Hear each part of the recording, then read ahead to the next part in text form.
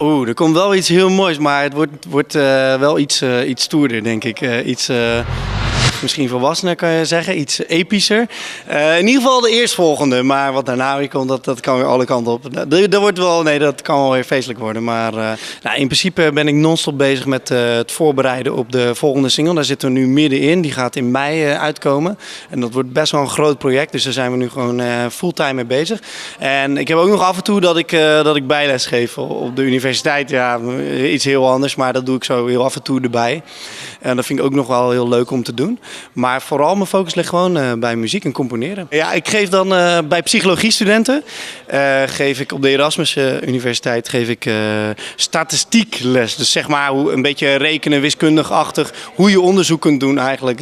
Ja, je zou het niet zeggen misschien, het zijn twee totaal verschillende dingen. Maar ja, ik vind dat ook wel leuk om af en toe te doen. 1 dag in de week en dan vind ik het weer genoeg.